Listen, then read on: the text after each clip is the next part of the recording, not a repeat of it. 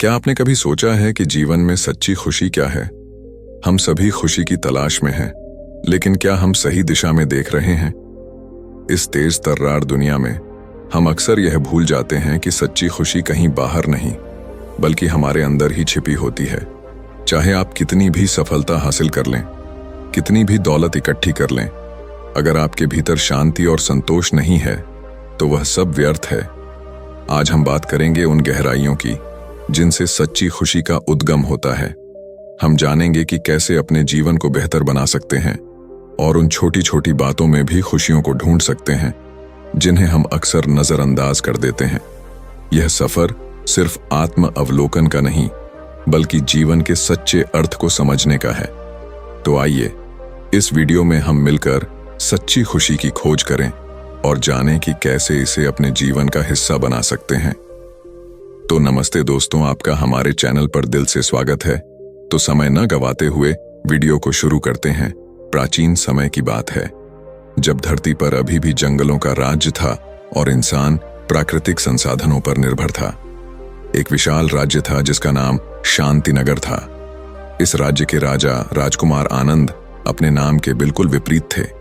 वह शक्तिशाली और धनी थे, लेकिन उनके जीवन में खुशी का कोई निशान नहीं था। उनके पास सब कुछ था, लेकिन फिर भी वह उदास और असंतुष्ट रहते थे। राजकुमार आनंद को बचपन से ही यह सिखाया गया था कि खुशी धन, शक्ति और सम्मान में होती है। उनके पास सबसे अच्छा महल, सबसे अच्छे कपड़े और सबसे ज्यादा सेवक थे। फिर भी वह अक्सर खुद को अकेला और खोया हुआ महसूस करते थे। वह अक्सर अपने महल के बगीचे में अकेले बैठते और सोचते कि आखिर सच्ची खुशी क्या है और इसे कैसे प्राप्त किया जा सकता है। एक दिन उन्होंने अपने गुरु आचार्य देवदत्त से पूछा, गुरुदेव, मेरे पास सब कुछ है, लेकिन फिर भी मुझे सच्ची खुशी नहीं मिलती। मैं सच्ची खुशी कैसे प्राप्त कर सकता हूं? आचार्य देवदत्त ने कुछ समय के लिए सोचा और फिर बोले, राजकुमार, खुशी एक आंतरिक अनुभूति है। इसे पाने के लिए आपको अपने अंदर की यात्रा करनी होगी। बाहरी दुनिया में इसे खोजना व्यर्थ है। राजकुमार आनंद ने निर्णय लिया कि वह अपनी सच्ची खुशी को खोजने के लिए एक लंबी यात्रा पर जाएंगे। उन्होंने अपने राज्य को छोड़ने का फैसला किया और एक सच्चे मार्गदर्शक की तलाश में निकल पड़े। राजकुमार आनंद ने अपनी यात्रा की शुरुआत पहाड़ों की ओर से की। उन्होंने सुना था कि हिमालय की ऊंचाइयों में बहुत से संत और महात्मा रहते हैं जो जीवन के गूढ़ रहस्यों को जानते हैं। अपनी यात्रा के दौरान उन्होंने कई संतों से मुलाकात की और उनसे सच्ची खुशी के बारे में पूछा। हर संत ने उन्हें अलग अलग उत्तर दिए, लेकिन कोई भी उत्तर उनके मन को संतोष नहीं दिला पाया। एक संत ने कहा, खुशी का रहस्य तपस्या में है। जब तुम अपने शरीर को कष्ट में डालोगे और भौतिक सुखों का त्याग करोगे, तब तुम सच्ची खुशी प्राप्त करोगे। राजकुमार आनंद ने संत की बात मानी और तपस्या शुरू की। वह दिन रात ध्यान और साधना में लगे रहे। उन्होंने अपने शरीर को कठिनाइयों में डाला और सारे भौतिक सुखों को त्याग दिया, लेकिन महीनों बाद भी वह सच्ची खुशी का अनुभव नहीं कर पाए। उन्होंने सोचा, अगर तपस्या से खुशी नहीं मिलती तो शायद इसे किसी अन्य रूप में खोजना होगा। अपनी यात्रा को जारी रखते हुए राजकुमार आनंद ने एक अन्य महान संत से मुलाकात की, जिनका नाम था योगी वसुदेव। वसुदेव एक बहुत ही ज्ञानी और शांत व्यक्ति थे। उनका जीवन पूरी तरह से संतुलित था और उनकी आंखों में गहरी शांति और आनंद की झलक थी। राजकुमार ने उनसे पूछा, हे गुरुदेव, मुझे सच्ची खुशी कैसे प्राप्त होगी? योगी वसुदेव ने हंसते हुए कहा, राजकुमार, खुशी कोई वस्तु नहीं है जिसे प्राप्त किया जा सके। यह तुम्हारे मन की एक अवस्था है। जब तुम अपने मन को स्थिर करोगे, तब तुम्हें सच्ची खुशी का अनुभव होगा। राजकुमार ने उनके साथ रहकर ध्यान और योग का अभ्यास करना शुरू किया। उन्होंने सीखा कि कैसे अपने मन को स्थिर और शांत किया जा सकता है। उन्होंने अपने विचारों को नियंत्रित करने का अभ्यास किया और धीरे धीरे उनके मन में शांति की अनुभूति होने लगी। लेकिन एक दिन राजकुमार के मन में फिर से एक प्रश्न उठा, क्या यही सच्ची खुशी है? क्या केवल शांति में ही खुशी निहित है? राजकुमार आनंद ने अपनी यात्रा को और भी आगे बढ़ाने का निर्णय लिया।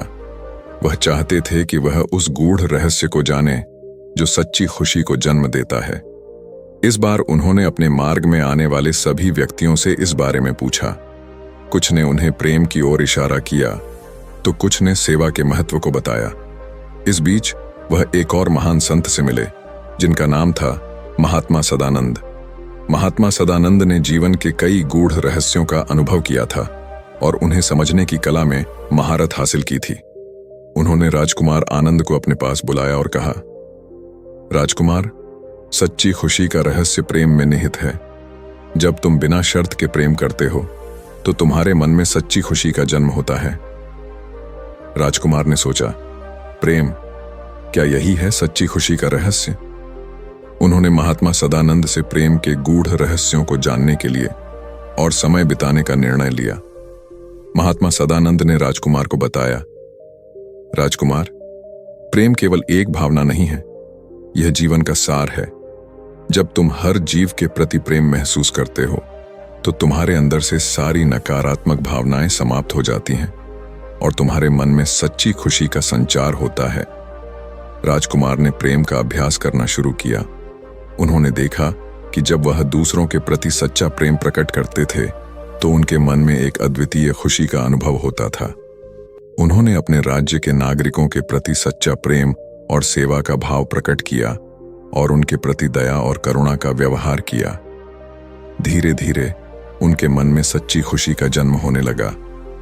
राजकुमार आनंद की यात्रा ने उन्हें सिखाया कि सच्ची खुशी न तो तपस्या में है, न ही केवल ध्यान में, बल्कि यह प्रेम, सेवा और आत्म साक्षात्कार में है। जब उन्होंने अपने जीवन के असली अर्थ को पहचाना और अपने भीतर के आत्मा को अनुभव किया तो उन्होंने सच्ची खुशी का अनुभव किया। उन्होंने महसूस किया कि खुशी का असली रहस्य बाहरी दुनिया में नहीं, बल्कि आत्मा के गहरे अंतरतम में छिपा है।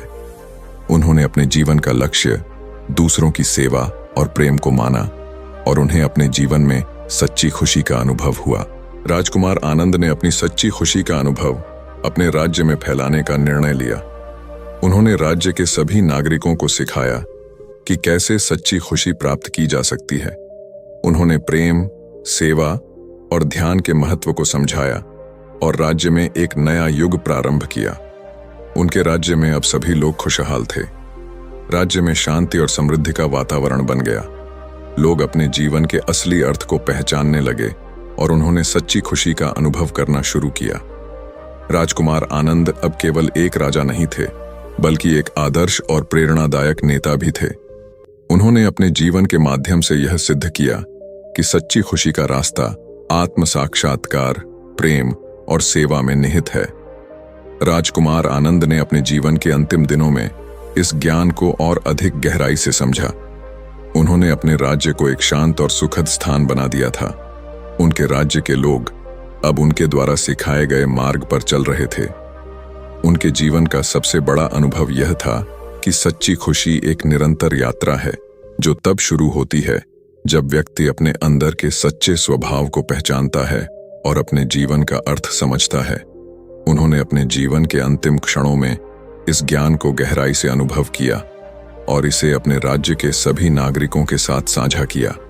इस प्रकार राजकुमार आनंद की यह यात्रा हमें सिखाती है कि सच्ची खुशी बाहरी दुनिया में नहीं, बल्कि हमारे अंदर होती है। इसे प्राप्त करने के लिए हमें अपने मन की गहराई में उतरना होता है, अपने असली स्वभाव को पहचानना होता है और प्रेम, सेवा और आत्म साक्षात्कार के मार्ग पर चलना होता है। तो दोस्तों, ये वीडियो आपको कैसी लगी? अगर ये वीडियो आपको थोड़ी भी पसंद आई हो तो वीडियो को लाइक और चैनल को सब्सक्राइब जरूर कर देना।